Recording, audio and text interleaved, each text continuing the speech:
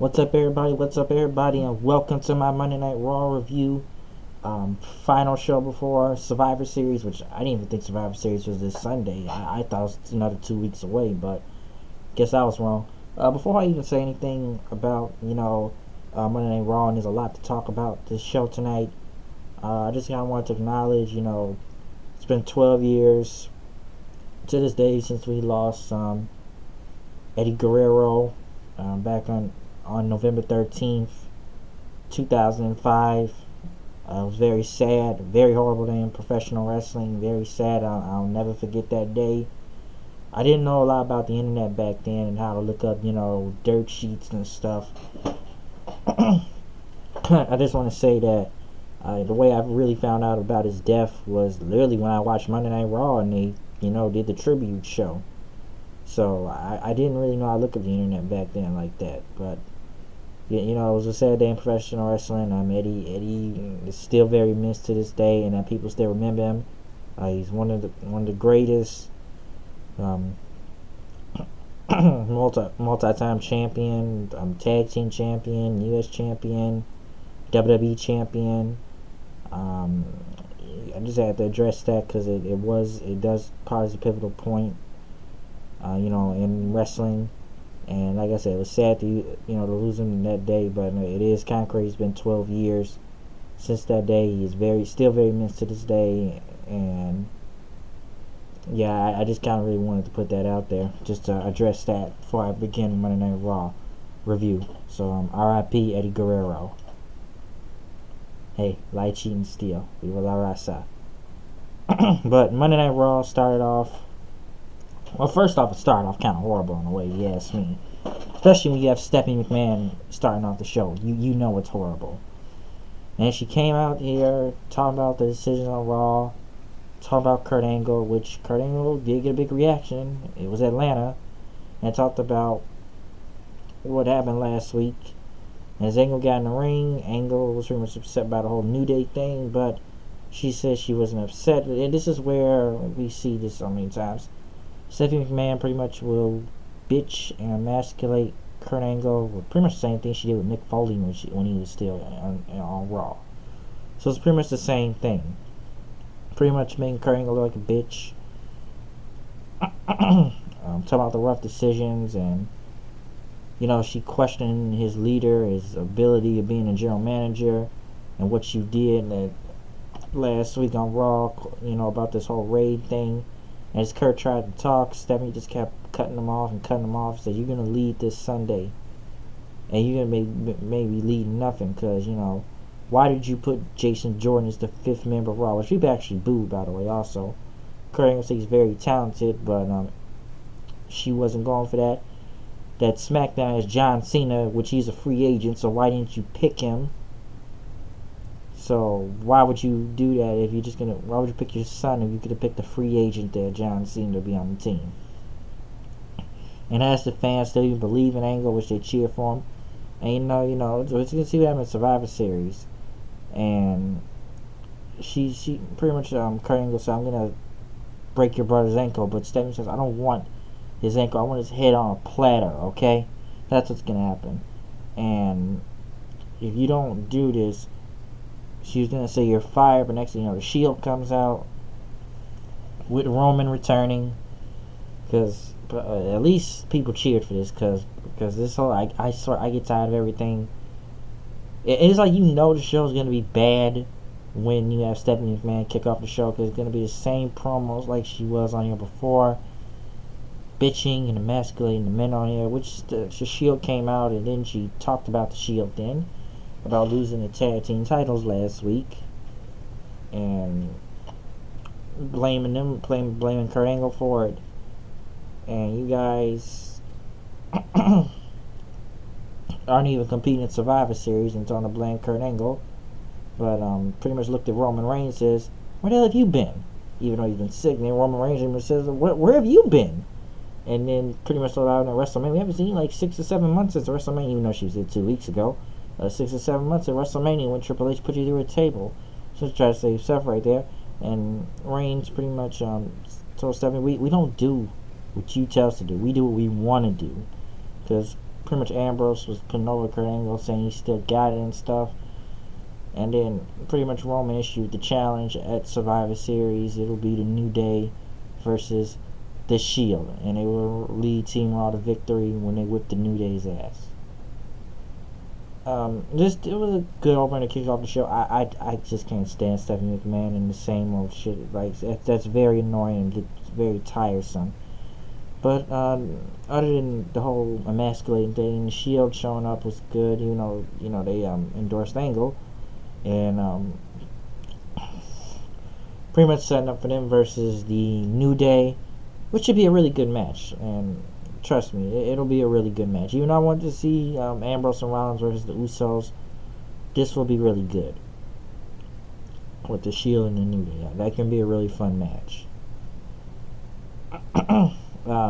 As the Team Raw women's roster was out there, it was Mickie James versus Bayley versus Dana Brooke. Some people rumored that Paige was supposed to come back, which a lot of people were saying that last week, but Bayley got the win over Mickie James with the belly to belly after pretty much Dana Brooke had pretty much knocked Asuka. Asuka checked on her. Asuka went after and hit her with a spinning heel kick and knocked her out. And I'll say this right here, and even I got a question. We know Emma's gone and released from the company. But when I thought about it, like, we got rid of Emma, but we didn't get rid of Dana Brooke for some reason. I had to question that right there. But other than that, Bayley being part of the team was very predictable anyway. She would have to do some match to be part of it, so I'm not surprised there. Enzo came out and did his usual thing, which people were chanting for it, and Drew Gulak was there, pretty much trying to put in his mic work. I'm doing great. And he went to talk about his I guess it's 25 slides, and I don't know. Enzo tried to put over 205. I'm saving this show and everything. Pretty much was Enzo and Gulak versus Kalisto and Akira Tozawa. Enzo and them won. He pretty much hit the eat defeat thing on Tozawa for the win. I really could not care about the whole cruiserweight thing. Yeah, and I saw that thing with the 205 live guys. It was bad. It was very bad. Dude, I couldn't take it so seriously once Enzo beat Tyler Bate. I don't know. It was just, this whole division sucks. That's just plain simple. And they're on the pre-show, so yeah, Enzo versus Kalisto Sunday. I really don't care. I'd probably have Enzo win anyways, but 205 live, who gives a shit? Seriously, who cares? And it did the UK guys no favors on that show on Monday also. So just had to point that out.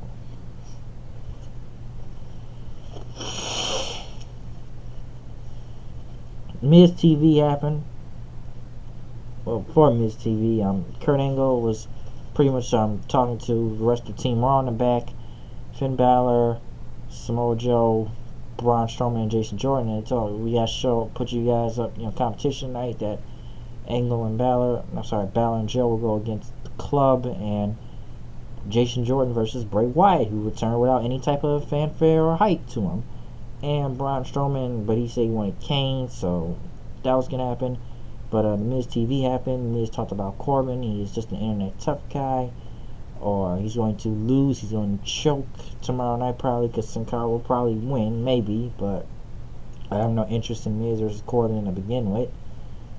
And he says Corbin could be on last week's show. He was even in the bathroom breaking Mad Cheetahs. So where was he? He has to put his U.S. title on the line tomorrow night.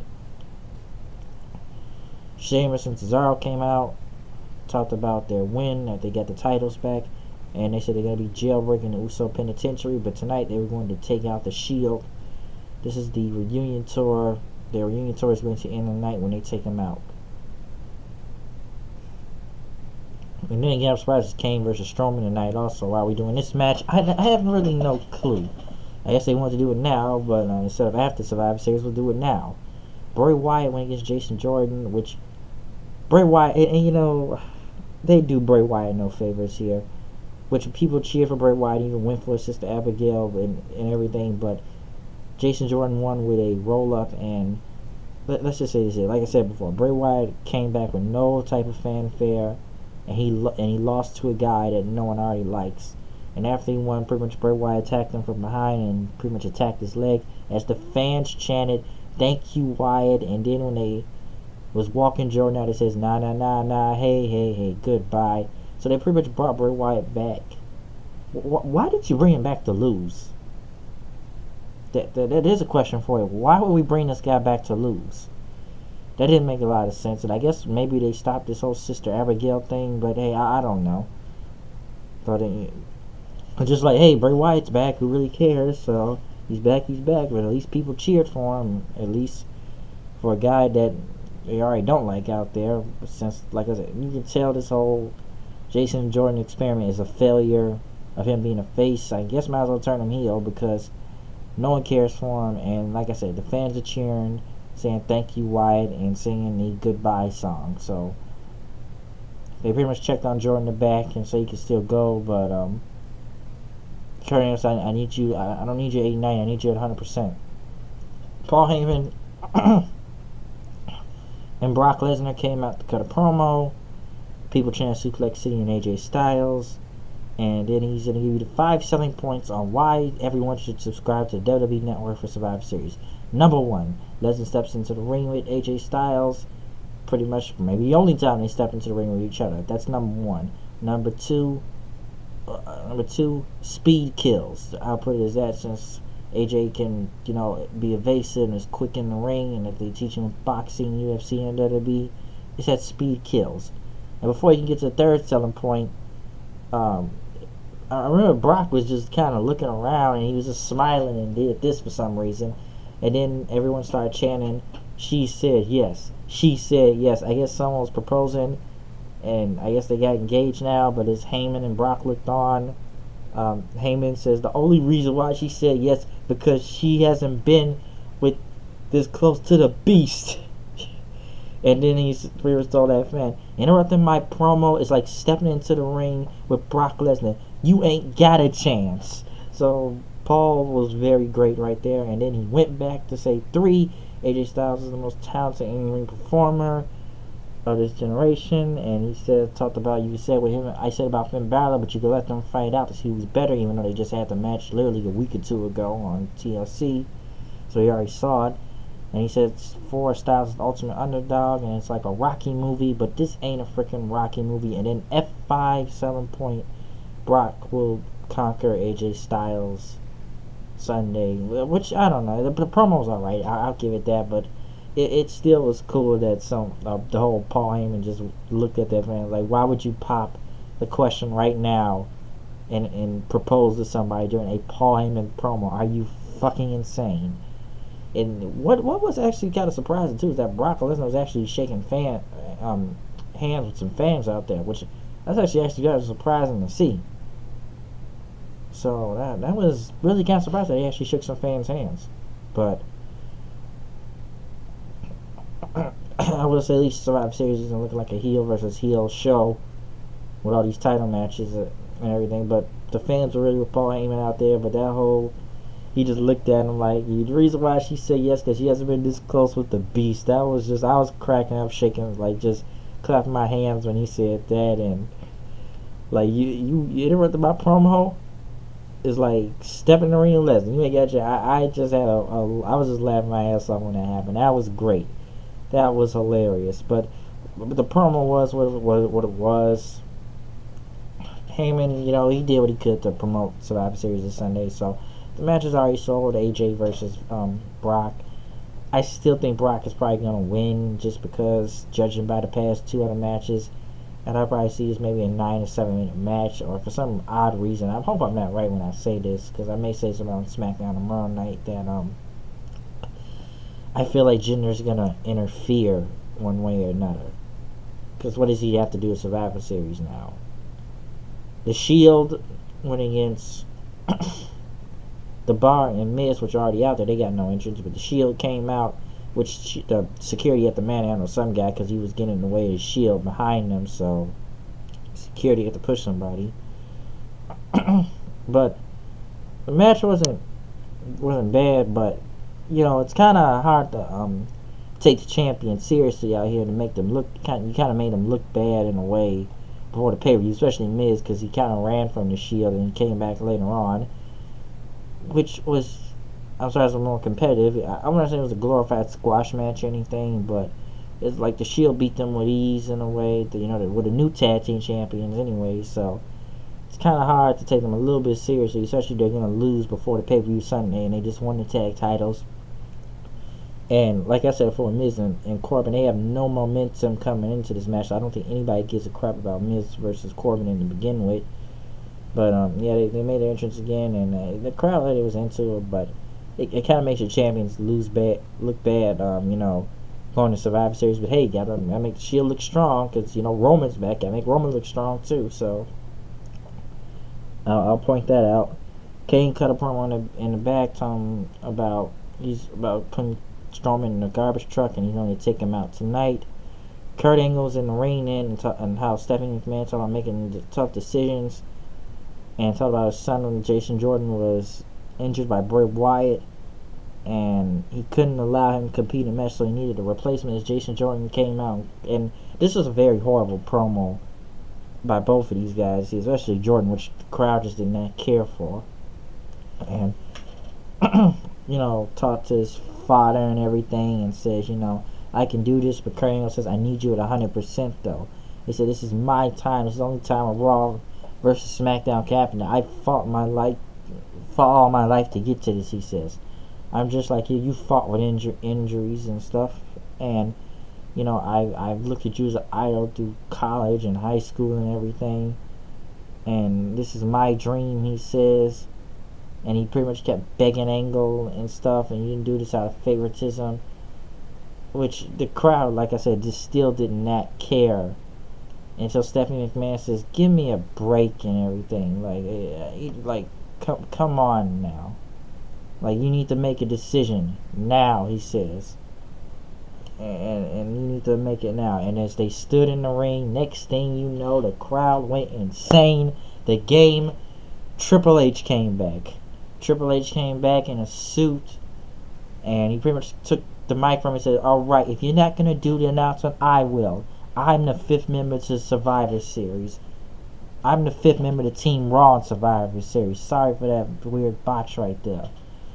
And the fans went nuts for it, and as they pretty much looked at Jason Jordan, Triple H pretty much went up to him, pedigreed, and his fans chanted pedigreed, and, you know, chanting for him to begin with. He pedigreed Jordan, came out, left, and went with his suit like that. So I will say, for this go home show, they've really done a lot here tonight, pretty much hyping up for Survivor Series this Sunday, which they actually put on a really good go home show anyways.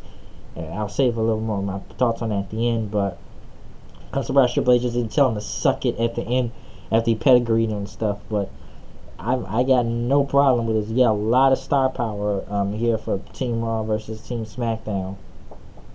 But no one didn't care for Jordan, and the fans just went nuts for Triple H when he came out. Like, he was the biggest face in the world right there once he announced himself as for Survivor Series being on Team Raw.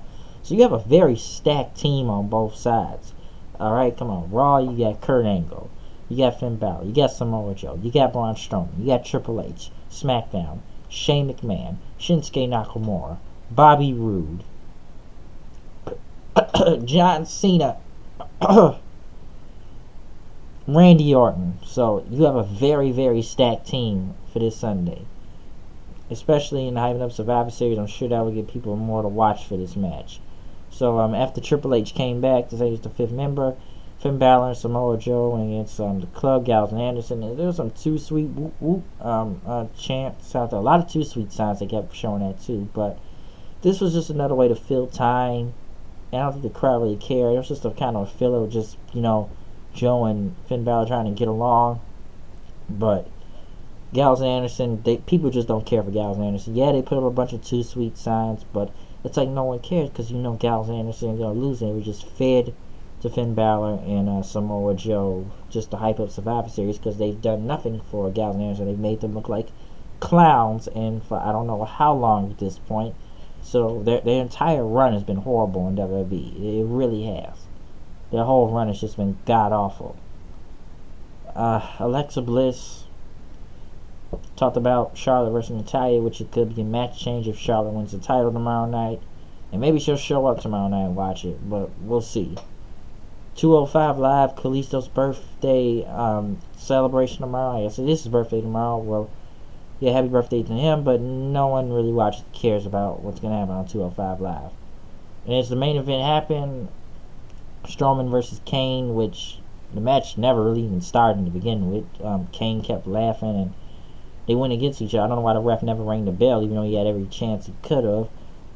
The crowd was very dead for this brawl, and they just kept brawling with each other, and they did get a table, and then Kane kept hitting Strowman with a chair, and then Strowman in the back with a chair. I thought one of them was going to go through a table, but Strowman pretty much hit a power slam on Kane, which both men went through the ring like it was Taz and Bam Bam Bigelow at ECW. So that's when the crowd actually kind of stood up and reacted then, because the crowd was very quiet through this. They really were. But I don't know, and it just had really nothing to do with Survivor Series in this main event, so I didn't know where this was going. What was the goal for this feud, or whatever is to be the main event for some odd reason? The match will still happen Sunday for the 5-on-5 Survivor Series, but I'm telling you right now, Kane will interfere somehow, and I don't know, fight Strowman, and then they'll both disappear to somewhere in the match. But you know, at the end of this show is really a good go-home show. Really great go-home show, really, for once in a while, if you ask me. You got a lot going on. You had Triple H coming. Triple H is back. A lot of hype for Survivor Series this Sunday. Brock and Paul promo's alright, but that whole interruption with the whole engagement thing was hilarious. Yeah, kicking Jason Jordan off the team. Bray Wyatt, I guess, returned, but it looks like he had no type of reaction, kind of coming back, and no hype coming back to him at all. But, yeah, the Shield reuniting, the Shield back again, so, as they say, the original Shield back and stuff, so, yeah, Atlanta was a really great crowd tonight, too, so they were really hyped tonight, and it was really good. They mostly were awake throughout most of the show. Third hour kind of putting to sleep a little to the whole Triple H thing, but it was actually a really great show tonight. Survivor Series is going to be big this Sunday. And like I said, I really didn't know it was this Sunday. We got a lot going on. You got NXT TakeOver War Games happening. We'll see what SmackDown does tomorrow night in the final hype for this. Because, hey, you got the Shield versus, the New Day at Survivor Series this Sunday also. So, hey, you got a lot going on. Hopefully my cold goes away, and I'll be more hyped for Survivor Series this Sunday, and hopefully it'll be a great show. But I'm out of here. I'll see you guys later. Peace out. Check out my SmackDown review for tomorrow night. Was done review for the show earlier yesterday, but I'm just was so out of it with this cold. I'm just trying to feel better right now. But hey, that's my Monday Night Raw review tonight. I will see you guys later. SmackDown tomorrow night, and hey, we got a lot going on this weekend regarding the Survivor Series and NXT TakeOver War Games. So, out of here, and peace out. Viva la raza.